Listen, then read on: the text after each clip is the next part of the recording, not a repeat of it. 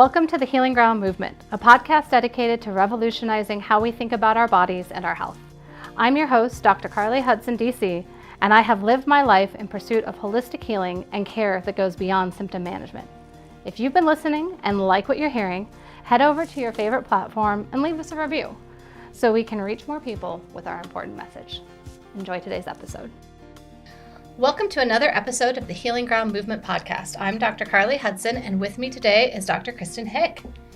Dr. Hick is a licensed psychologist and owner and director of the Center for Shared Insight, a psychotherapy group practice specializing in helping clients with all of their relationship steps in life, from dating, relationships, divorce, sex, pregnancy, and postpartum health. Dr. Hick and her associates offer individual, couples, family, and group therapy to adolescents and adults, helping them heal, strengthen, and transform their most essential relationship with themselves, with others.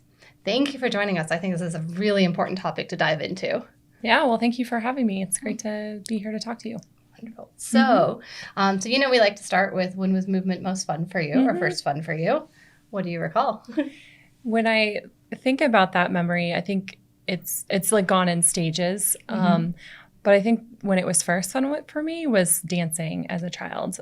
So I wasn't competitive by any means, but I really liked it. And I grew up doing jazz dance and kind of went away from it in like high school just because I had other activities and jobs and things like that. And then I got reacquainted with it in college and took some college classes.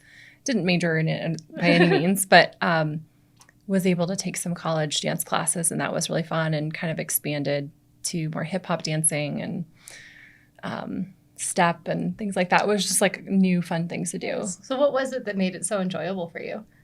I really love music. Music is something I really connect to. So being able to listen to music that was inspiring or kind of enlivening for me was nice. I didn't like the performance piece of it. Interesting. So I, growing up in a divorced family, spent summers with my dad.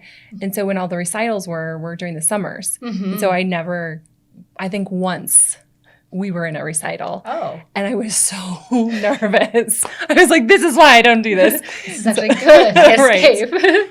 So I love doing it. I love learning dance. I love dancing on my own, but I do not like the performing of it. Interesting. So I just love, I think this question might start to morph into the why is movement fun? Because the real underlying point is, why do you do what you love to do? And everyone has a different answer of, I want to perform. I don't want to perform, but I just listen to the music. And we all get to just express and move our bodies in whatever way that feels right. So I love that. Yeah. So you are not a movement professional, so I now want to know what inspired you to become the psychologist that you are today. Yeah. Kind of a different type of guest. So I grew up kind of playing a therapy type role in my family, which is a very common role for a lot of therapists or people who become therapists as adults. And so it was kind of a natural helping mediator kind of role. But then when I got into college, like the interest in the science, and it's the thing about psychology is like part science, part art form. And I like that because I'm really good with the grays. I'm not really good with things that are black and white. So psychology combines the science of psychology as well as the art form. And so learning about the science of it became very intriguing, and I just kind of all immersed in it. And then going into, I worked at a domestic violence shelter in college up in Boulder, and that got me really interested in relationships and the relationship difficulties and where do those stem from. And then, continued to study that in my dissertation research. Fabulous. In grad school, yeah. So, the first thing that sticks out to me is I started off in a psychology route because I liked the art of it. I liked the grays of it and the systems of it. And when you mentioned that there are black and whites, are there black and whites in psychology? Are there black and whites in this field? There are. There's a lot of evidence. There's a lot of research in it, which some might say is still even kind of gray. But I think there is a lot of science to the field of psychology, and it's advancing so much each and every day, which is the really cool part. It's not this stagnant. I mean, sure, you feel the same way about chiropractic work and movement. It's like it's always evolving. And so it's I could never do finance because I hate numbers. So like I would be really awful at that, but it also doesn't feel, and granted this is, layperson's view of the financial world, it doesn't feel like it's evolving in the same way that psychology is evolving every single second of the day. That there is ongoing research that radically changes the way that we adapt and do interventions, I would imagine. Right. What are some of the biggest changes that have happened over the last few years? What I'm most fascinated by is the role of attachment and the neurobiology of attachment. And that's we do a lot of attachment therapy. That's our modality. We combine a lot of other things into it. But at the basis, we're always thinking about how did people learn how to be in relationship with other people? Where did those models come from? And then how can we actively work with a client to help them shift those patterns? And so they can have more sustaining, successful, enriching relationships in their life. So the attachment piece, but then the neurobiology is like, how does attachment actually affect how your nervous system works, how your, how stressful you feel when someone, hasn't texted you back, right? Like your whole nervous system is going through all these responses. And so it's really interesting how that has changed. The other thing that's changed a lot is our understanding of trauma. And that's a field that I've always felt really called to, specifically around trauma within relationships and, relational traumas, which, essentially means that a trauma that happens that affects either the relationship you're in, it's been by a partner, by a parent, by someone that is somewhat close to you. And it affects how you are able to be in relationships there on out. That's why I feel like I throw that term relational trauma around. I'm like, I need to really explain what that means. Let's dive into it. Yeah. Well, and it sounds like, in a sense, and correct me if I'm wrong, that those kind of relational traumas then have a really big impact on the attachment that you originally had, either reinforcing it or destroying it, I would imagine, depending on where you're coming from. Right. So let's talk a little bit more about that attachment piece then. We'll kind of work into the relational trauma too. So for the layperson listening, how do we form attachments? What is that? Where does that start? Well, it starts first in the parent-child relationship. But there's so much more than that. It's not just, infants' ability to get their needs met from a caregiver. It's also a lot of other things can be affecting it at that time, like medical trauma as a preemie. I mean, there's just so much. And that's the cool part about the field and the ever-evolving science is that we're finding out like how all of these things can impact it. But it's at its basis, the ability for the caregiver, and I say caregiver parents, but also grandparents, childcare providers, the ability for them to respond in an attuned way to the infant's needs. And infant's needs are, they're crying out for, I need attention. Excuse me. They need, their diaper change. They need to be held. They need to be fed. How responsive the caregiver is to meeting the need develops the child's ability to know that they're worthy of having their needs met. Interesting. And how consistently. So if the parent or the caregiver is inconsistent in their ability to respond to the needs, sometimes when the child cries, they respond, sometimes they ignore. It's going to create some anxiety within the child that if I don't stay close enough to my caregiver, I may not get my needs met. So I've got to cling to make sure I get it met, right? That like proximity starts to override in terms of survival. Maybe you're not hearing me over here. Yes. So you're going to hear me right here in your face. Yeah. Or if, it could be a parent that, was in the hospital for something as when the child, it's not always just like negligence. Yeah. Sometimes it's life stuff that happens. The child may internalize, I need to not let go of mom or dad. They went away for a while. I don't understand. I need to stay close. And so that creates an anxiety and preoccupation within the child. And then the adult, as they age, like I got to stay close. I can't tolerate some distance in my relationships. That feels too threatening on a very primitive level. Yeah. Well, and it's nice to bring up that it's not just like a negligence issue Yeah. or a not trying issue. And I think that's a lot of, especially, being a mom now, what you start to worry about is, what am I just failing at? And what am I just doing wrong? And sometimes there are just life circumstances and traumas that are outside of our control. Right. And in some effect, we've all had and survived them, but that doesn't mean that we should neglect their impact on ourselves as we age.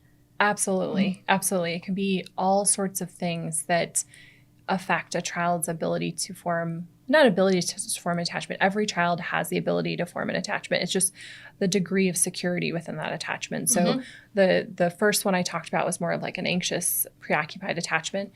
And then there are situations in which they're more dismissive or avoidant attachment.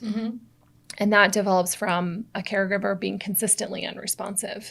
So maybe a parent died. The parent went away for a while because of an illness. Parent abandoned. I mean, it could be all sorts of reasons. But the parent's not there. Parent is not there. They learn, hey, I got me. I don't need people. And they develop a very independent sense of self where they can kind of do things on their own. And it's actually, I think especially in our society, looks pretty adaptive. Yeah. And so sometimes, society. So sometimes it doesn't become a problem until they get into their relationships as an adult and they start to see some issues with it that maybe the average person in their life doesn't really see, but the people that are closest to them see. So, and then the children that are really lucky enough to grow up with secure attachment where parents were able to consistently meet their needs. Not perfectly able to meet. Okay, not perfectly able to meet the child's needs. But just consistent enough. And I mean, there's this idea of parenting being good enough. It just needs to be good enough, right? To like meet their needs. What a relief. It doesn't have to be perfect. I mean, all day, every day, I work with parents that are struggling with the perfection of, I'm not doing this right, I'm not doing this right, and sometimes I don't even really like my child. And as we were talking about earlier, I'm just out. I just can't. No. So I think that I guess that's my job in working with parents is relaying this idea that it just has to be good enough. And that alone develops a secure attachment relationship where the child knows that they're worthy of having someone meet their needs most of the time. Yeah. Most of the time, someone shows up and does what they need to in a warm, compassionate way. And they develop a sense that people are generally like that. And it's not perfect, but it's good enough. Well, I think that's a really important distinction to make, too, because I imagine there might even be another side of the coin where now because there is sort of a parenting trend of needing to do be all and do all and perfection all the time. Yes. And to me, it feels like if we are going to always meet a child's needs perfectly all the time, that almost takes away an element of self-sufficiency from the kiddo. Yes. That's almost a disservice in the same way that doing too little can be. Well, I think there's this misconception around what does it mean to meet a child's needs?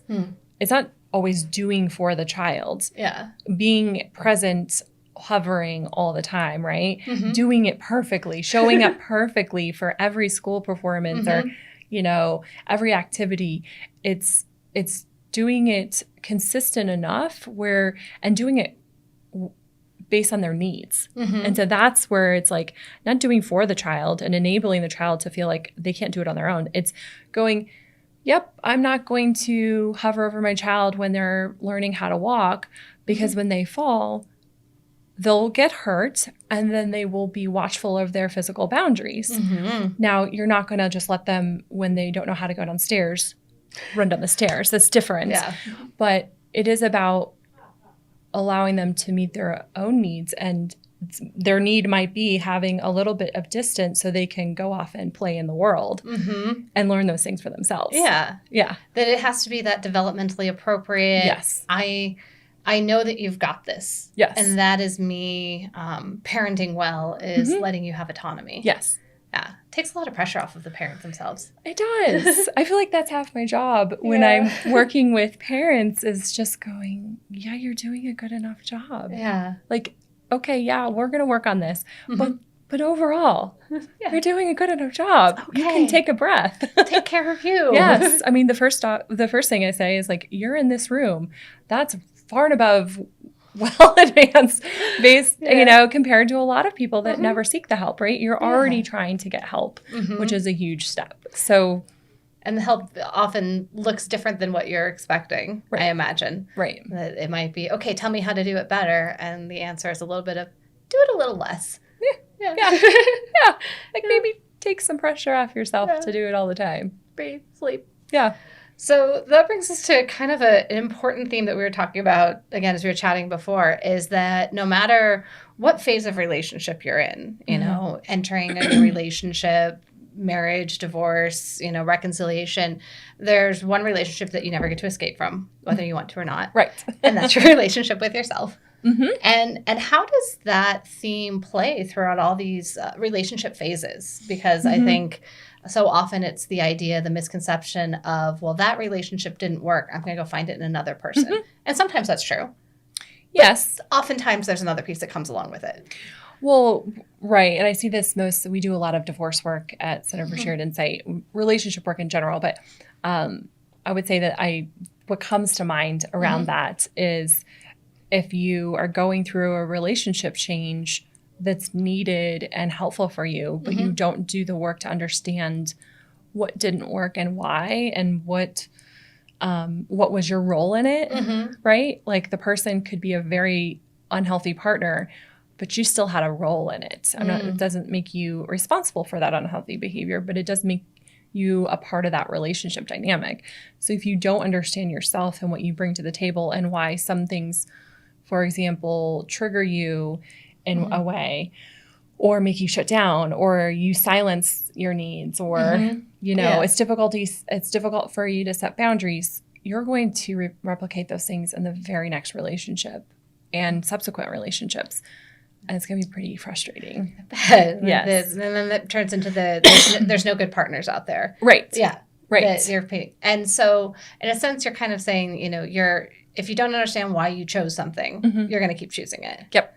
And so how do we start to look at it, especially in those, if you deal with divorce quite a bit, but those really messy relationships that end up having things like control issues and emotional abuse, or like the real nasty, gritty stuff, or affairs, and you go, well, obviously I didn't ask for this. I didn't want this, yet somehow this is my third relationship where this has happened. How do you start to untangle that?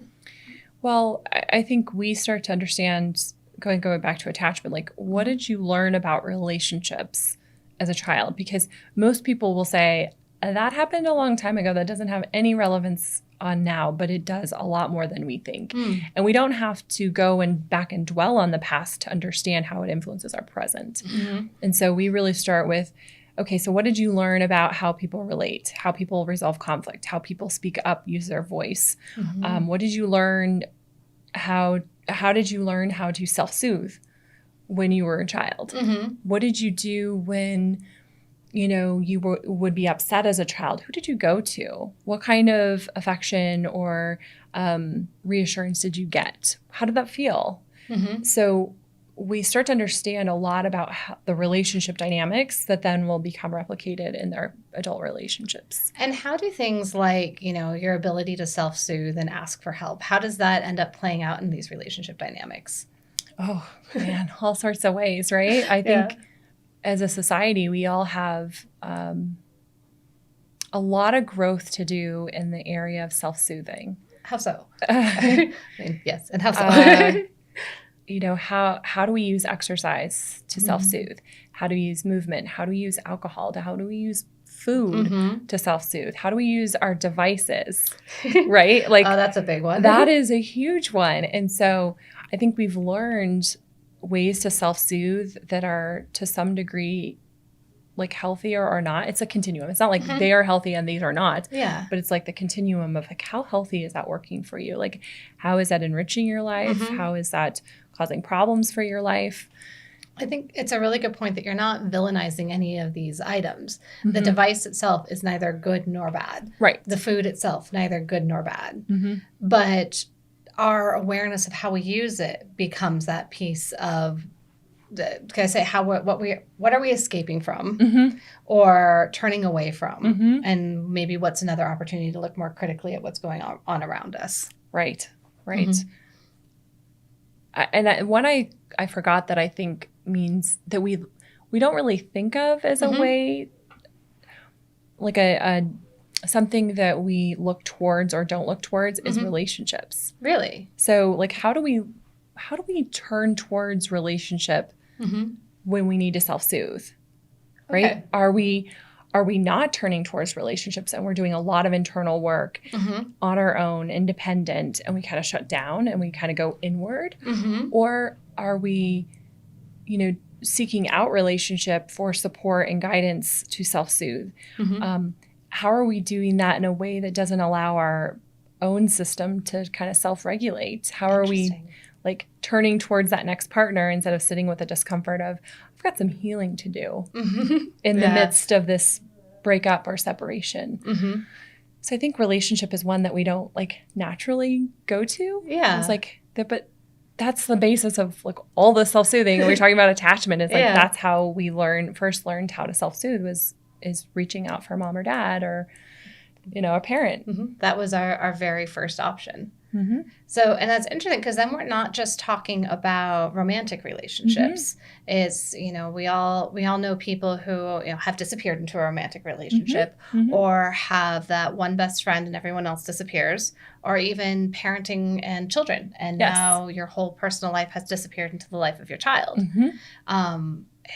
There are all aspects of this that come into play, and that the relationship itself, to some extent, is neither good nor bad, but a tool for how you see yourself in the world. Am I putting that? Yeah. Well, it's neither. Well, it can be. It can be. It can be on the less healthy realm, but more or less relationship as a noun. Yeah. Right. And that it's not something that we should feel obligated to, but it's again another thing that exists in our world that we want to do in a healthy way. So what impact do you see when we start looking at those attachments, and maybe talk a little bit about that misconception, I think, that comes from some more old school approaches to psychology that is, well, if we go back and start talking about my childhood, we're just going to dwell there. I've lived it. I don't need to. I'm good. Yeah. What good is going to be sitting in that? I mean, there are certainly models that are effective at helping a variety of common concerns that will help alleviate some of the stress for some amount of time. And so if someone walks through the door and says, I don't want to deal with that stuff in the past, we will work on this stuff. And I say, at some point, these will stop working. And the stuff that's really underlying it is going to keep rearing its ugly head. So it's a choice. Yeah. Like, it's a choice. Like, yes, we want symptom relief. That's important. We do want symptom relief. But it's sort of like, come to you, right? Yeah. You give me symptom relief when you do an adjustment and you do some exercises and some stretching. But the real source is how people are moving their bodies and how they're holding their bodies and how they're moving about in their world. So if they're not addressing those underlying things, I know. I'm like, I'm speaking your language. I have learned something. This is perfect. Like, you're going to keep having the same issue. Exactly. I was like, well, and you took my talking point there and you did it perfectly. That it really is that I think in everywhere in life. And it's really cool to hear this conversation talking about in psychology as well. Because I don't think, again, it's an area that people really understand. You can't do symptom relief. And it's not just with medication to do symptom relief, which also gets into kind of that neurobiological level. But there are different talking therapies that will do the same thing, but at the same time, how your system works, and the same analogy you use, how your body works in a system, that's what's going to have you repeat an injury, emotional, physical, all of these pieces come together. Yes. Yeah. So there's really kind of no avoiding it if you really don't want to repeat it. No, not really. I wish there were a quicker, I don't think it's painful, but a painless way to get to it. But there is no silver bullet for anything. No, there really aren't. There really isn't. And I think that's what makes it worth it, because and I'm sure when you see this, when I see this, my clients that they're like, oh, so that thing that we've been working on that I didn't actually think that was going to work, this is why I get to do this, or this is why this is working in the way that it's working now, or this is why I'm doing this thing totally differently than I used to do it. And I'm like, yes, that's what it is. And I'm so excited. It's the best part, I think, as any kind of healthcare provider, when you watch those light bulbs go off. Yes. And your client, your patient gets this self-sufficiency of, I don't have to keep running myself into that ditch anymore. I didn't know it was there. Now I see it and I can walk around it. And it's just such a cool moment. Yes. And kind of what we work towards. The why we do what we do. Yeah. It's literally why we do what we do. It is. So then what about the misconception of, and chiropractic has the same thing, okay, once I start psychology, psychotherapy, I'm doing it forever. I mean, some people, I can't, like, we specialize in longer term therapy. So there's no way around that. Yeah. You are still going to get a lot out of a shorter term model, right? So whatever it is, and I say, you know, not even just like talking about our model at our center, but you're still going to get a lot out of any type of therapy with a good provider, someone who's experienced in what you want to work on. So don't think that longer term is the only thing. It's just what we think is the best and what we most enjoy practicing with our clients, because we get more out of it. And so, you know, yes, there are some people that are longer term clients, you know, several years, and that's what benefits them. And they continue to use the resource, and they may come weekly for a period of time, and they go every other week, and then monthly, right? And I still think after that much time that they put into the therapy, monthly really does a lot for them. And that's wonderful. You know, and we can do some shorter work. We can do 6 months and still get a ton out of that 6 months. And so just because I say longer term, don't let that think that like you're going to be on the couch for 10 years. Well, and you know what I mean? Like that's kind of old way of thinking about it. Yeah. And that's kind of like, to me, I guess this is my bias and having been, you know, in various therapies since I was, I don't know, my teen years, is that, like 2 years, 3 years, and you kind of go into the next phase of your life, engage with new troubles, and it's peeling that onion back, and then you dive back in again and deal with that layer. So when I asked about long term, I was thinking, 3 years isn't that long, but the idea of a lifetime of therapy, consistently on the couch every month from my 20s to my 80s. I mean, I'm sure there are some people that really do need that, and that is beneficial for them for a variety of reasons. Most people, excuse me, they come in for 1 to 3 years, you know, not necessarily weekly, but weekly for a period of time, then every other week, and reducing the frequency. And then they go, you know, I'm feeling better. I'm working on this thing that I came in for in an entirely different way. I'm able to use the resources that we've been working on. I think I'm ready for a break. And I say, awesome.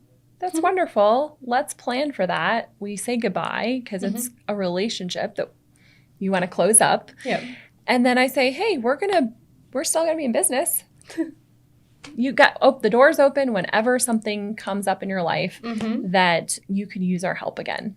Like, call anytime, right? And that's the really cool part about having our practice. You know, my solo practice then turned group practice. I've been in business for 7 years next month. Great. Congratulations. Awesome. Yeah. And over the course of 7 years, I've had people, you know, do a chunk of the therapy and come back and then leave and then come back. And that's really neat, because then I'm seeing them through different life stages, like different life stressors. And what do you see as people then start to come back through those different phases and they're diving back in? Is it sort of rewriting the whole script, or do you pick up where you left off? Something in between?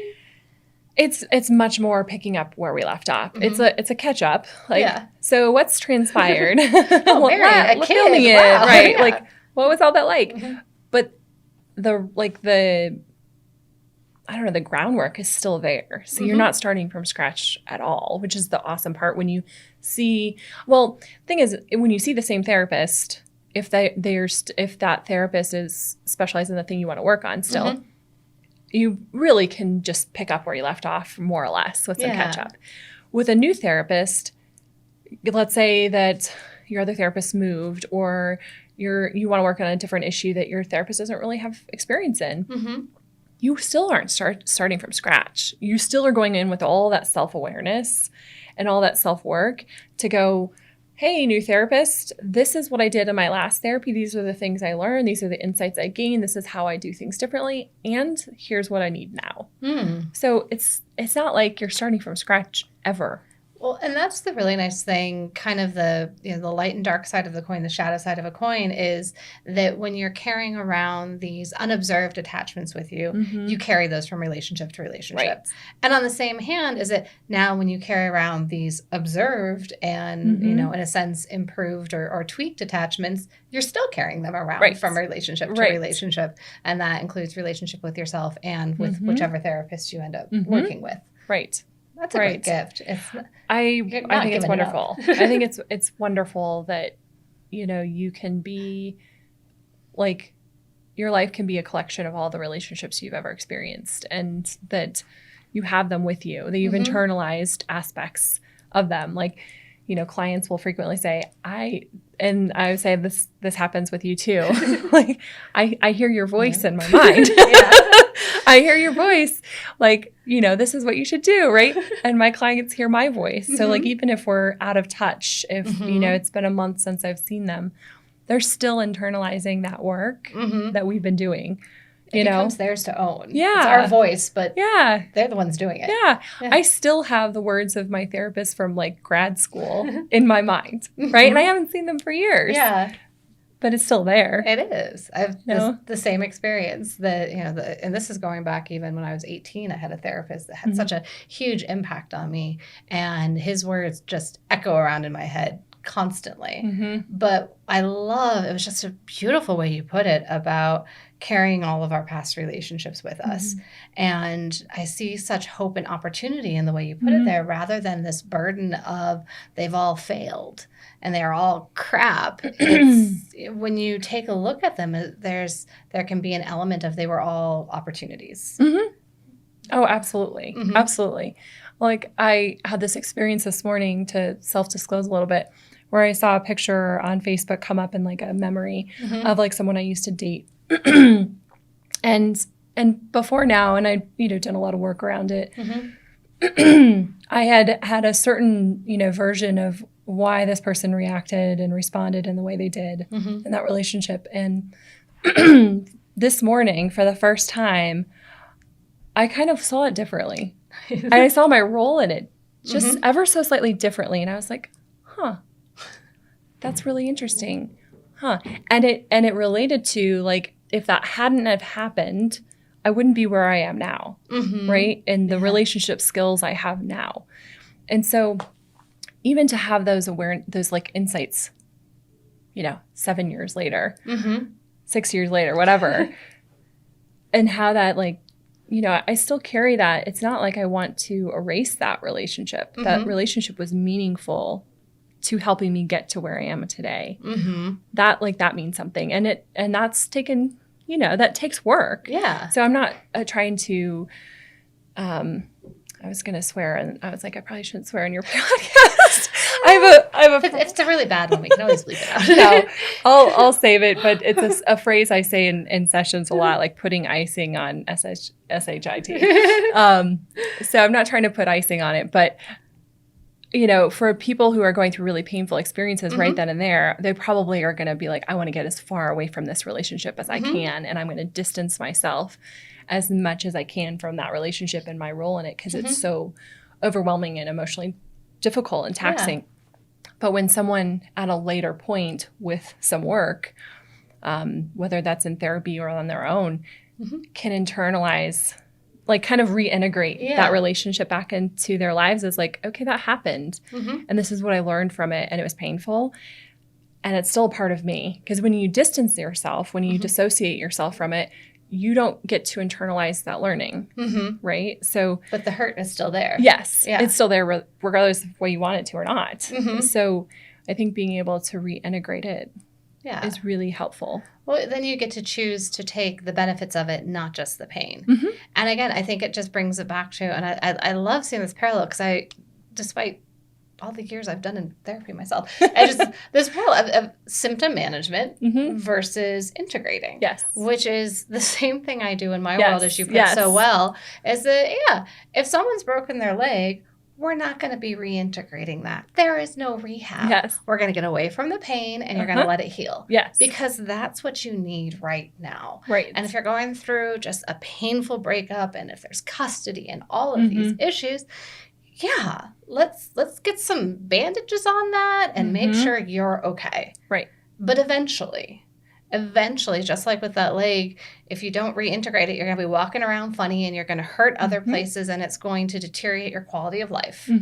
So will carrying all the wounds of that breakup. Yes. Whatever kind it was. Yes. Yeah. That reintegration becomes such an important part in all aspects of our life. I love it. I know. I feel like I need to go write about this. I got pen right here. Yes. I'll just keep talking. No, I'm kidding.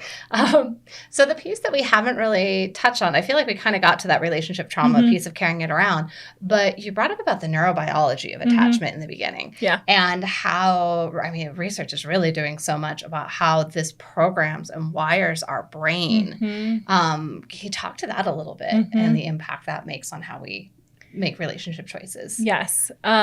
Well, I'm not an expert in the area. I'm more of like a distant fan of it. I mean, not distant. It's my field. But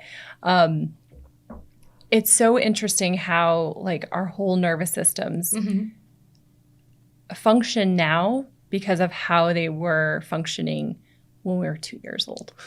Like that is fascinating to me. And like our nervous systems and our brain, our memories, how we regulate emotion, all of those systems just like so miraculously function all together to bring about how we see and feel and, move around in our lives, right? And so then the cool parts that are coming out of it is how, even, like mirror neurons. So have you heard of mirror neurons? I love mirror neurons. Yes. So how a parent looks at and gazes into a child's eyes, right? Or fast forward to an adult, like how a partner looks and gazes into our eyes has this like nervous system impact, is physiological impact on us. And it creates, like when you have this as a child, it creates the ability to have those kinds of relationships as an adult. And that's just like fascinating. Well, it's so cool because in those mirror neurons, they're meant to be relational, and it's how I know them in my field for how we learn to move and how we learn to walk. Is that there are neurological receptors that we're watching how someone moves or looks at us, and we mimic them. Yes, and it creates those movement patterns on a very deep neurological level, even before we are able to reflect them. So a parent gazing lovingly at their child's face, the child can't create facial expressions and a smile till somewhere around a year. Yet they're still learning how to do it just by looking at you. They are receiving all of that really wonderful, yummy material. Like it's all that learning that's happening. And I love how it imprints in. And from what I know, because I think this is a cool area as well, so I'm also a fan, is that we have these developmental windows throughout our latency and our adolescence, and it turns into things, again, sweeping back to parenting good enough and giving a little bit of space. There's a developmental period somewhere around that 8, 9, 10-year-old window where a kid needs to have the freedom to go out, meet adversity, screw up, figure out how to fix it, and adapt. And that is how they developmentally learn to deal with adversity in their lives. And again, missing that opportunity or having some sort of inappropriate engagement with it is going to relay into how do you deal with adversity as an adult. Right. I constantly tell my clients who are concerned about adversity their child might be going through, as a youngster, or the adults that are like, I've been dealing with adversity on and off my whole life. I say I am much more worried about the adult that walks into my office that has never dealt with anything adverse than I am about the person that's coming through with many adverse life circumstances, or a child that's going through that. Why is that? Key difference, why is that? Is that the adult has no concept of how to deal with it. They have never learned how to deal with adversity. That's why when, children have been given everything their whole lives, and they don't know how to self-soothe when they meet frustrating instances in their lives, right? When they're spoon-fed something their whole life, they don't know how to do it for themselves. And so what I think is really amazing is encouraging parents to say, like, yes, your child is going through something difficult right now, and your job is not to prevent it from happening, although sometimes it is, like, if you have control over it, right? It's your job is to meet them where they're at, provide consistent, supportive, developmentally appropriate care, and let them know that when they go through adversity, people are there. And they internalize that version that, like, people are there even when I go through hard things. I see this a lot with parents going through divorces, and they feel so unbelievably guilty about how that's impacting their kids. And I'm like, as long as you are protecting them from, like, things that you can control, right? And there are some things you can control, and there are things you can't control. They're going to be okay if you remain present and consistent, and you take care of your emotional needs so that they can be children, and you can be there for them. Dumping it on them. Yes. Yes. Yeah. So adversity is not something, you don't want to, walk into the fire if you can avoid walking into the fire, but the coals are okay. you can't always avoid it. And then it's, how do you adapt? Yeah. And that's a huge skill set that I think it's what we have to thrive on as an adult. And I can't remember where I read it, or it was a podcast or something I listened to. And it was just, again, one of those simple phrases that is, you really just want life to be just hard enough. Yes. And that's kind of your job as a parent, is to let your kid's life be just hard enough. I'm not going to make my 3-year-old go out and get a job. But she is going to have to pick up all her own stuff. Yes. And put it away. Yes. And if she doesn't, it disappears. Yep. And that's her level of adversity, is, where did my stuff go that I didn't take care of it? But she will learn. But she will learn, because that's just hard enough for her. Yep. Eventually she'll get a job. Right. Like, she's not going to be in therapy as an adult because I took away her toys because she didn't pick them up. Yeah. She's going to be the successful adult that is to be the successful adult that, when she has something she needs to do, she does it. Because she's learned those lessons along the way. There are consequences if you don't. Yes. Yeah. Just hard enough. Just hard enough. Which, honestly, it makes parenting easier, because I can tell her once and walk away. And then the consequence comes. Yes. Yes. It makes parenting so much easier. I'm just going to turn this into my therapy session now. How am I doing as a mom? But sounds like you're doing pretty good. Well, thank you. Yeah. I appreciate that. Thank you for that bid. But so when we have this kind of discussion about, you keep looking into the past and looking at these things that are developmental, and then seeking to change them as an adult, what does success look like then for your clients and patients? Success is definitely not being happy all the time. It's definitely not being married necessarily, right? Success is when you can deal with what comes at you in an adaptive way, a more adaptive way than maybe you've dealt with it before, right? Let's go back to what we learn about our relationships. We all learned things and did things to adapt to circumstances in our lives that then become less healthy, right? And then you get into therapy, or you get into doing your own personal work, whatever avenue that is, and you learn, okay, what's not working with me? What's not adaptive? How can I be more adaptive in how I approach that? And so success in therapy, or success in life for my clients, is feeling like they can handle it. Nice. Like, good enough. Yeah. Right? When their partner comes home in a really crummy mood, that they can have the internal regulation enough to not then lash back out, right? To like go, I'm going to take a breath. This is feeling like a lot. Can I go take a walk? Yep, I'm going to go take a walk, and then I'm going to check back in and say, hey, sounds like you're having a hard day. Can I do anything to help you? Would you like to talk about it? Would you like some space? But it's not yours. It's not yours, right?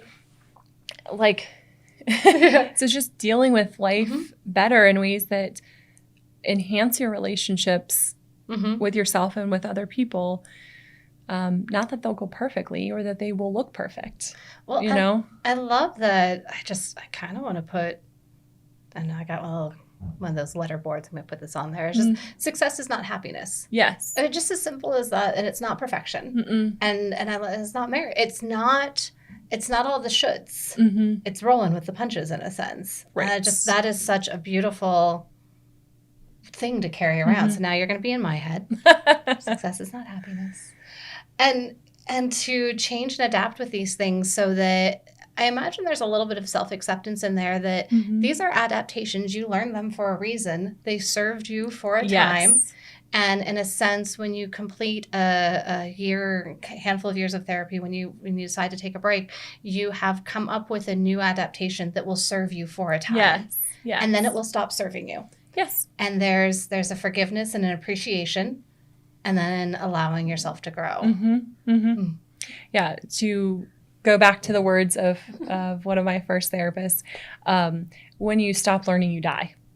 Right? Yeah. I was in grad school and I was like, I'm never going to learn all this, and I'm a terrible therapist and I don't know what I'm doing. And he's like, you're not supposed to know what you're doing. That's, you're learning. That's the thing.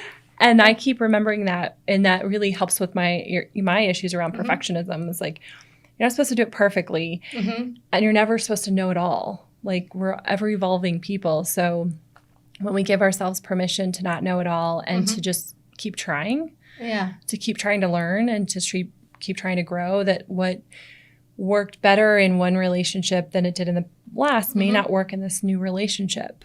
People are different. People are different, and who you are attracted to and the type of relationship that maybe you find yourself in at a different stage in life might demand different things of you, might require different skill sets. And so you will evolve with that.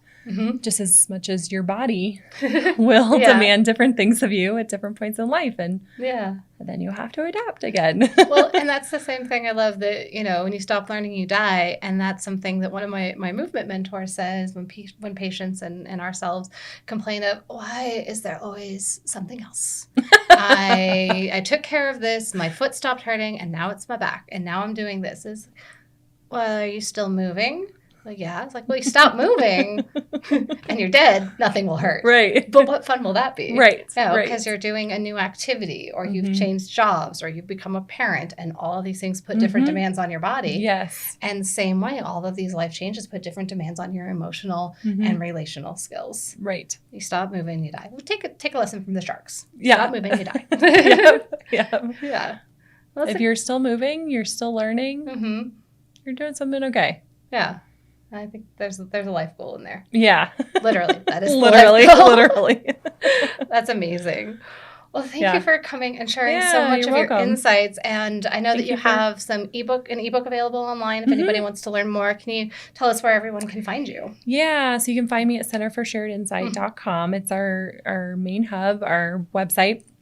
There's blogs. There's our ebook. Our ebook, just a short, brief thing, is on living and loving fearlessly. And so that was a goal of mine a couple years ago, where it was like just learning how to be fearless and like pushing myself a little bit further than I think I could. Yeah. And I think that's something that we can all benefit from. So that's what that ebook is about. It's about, fearlessness in relationships and sex, in boundaries and self-love. So it covers a lot of things. And then you can also find us on Facebook, Center for Shared Insight, Instagram. I think we're on Twitter now, LinkedIn. All the social medias. And then YouTube as well. Yep. So yes. Lots of different ways. It's a lot of really great resources. Dr. Hick puts out pretty regular blogs and information, and some of the other associates within her practice as well, sharing their insights. So I highly recommend hopping onto all of her feeds and threads, and I don't know what you call them. It's just the worst millennial. Me too. Yeah. The social medias, go there. The social medias, yes. That's good. And then, of course, if you're local here in South Denver, is where Center for Shared Insight is located. Yeah. We'd love to, even if people are not sure what therapy is or if it applies to them or if we're even the best fit, give us a call or shoot us an email. And this is what I'm curious about. And, even if we're not in the right area, we'll do our best to find someone that it could work with you in whatever area you're in. We can't help with all states, but we try to make sure we give some resources out. So, and then if we are a good fit, connect you to the right therapist. So it's myself and then Dr. Wolford and Dr. Blake. And so, there's plenty to choose from. Wonderful. Excellent. Well, thank you so much for coming and sharing. Yeah. I so appreciate your time. Thank you. Thanks for having me. It's Absolutely wonderful to talk about. And we'll see you next time for another episode of the Healing Ground Movement podcast. Have a good one. Thank you for listening to today's episode. I hope you enjoyed what you heard and got a little something out of it. Now remember, the information expressed in these interviews is for informational and not diagnostic or treatment purposes. However, I hope you find that having the right information and resources can go a long way to helping you on your healthcare journey. Ask the right questions and seek out professional help.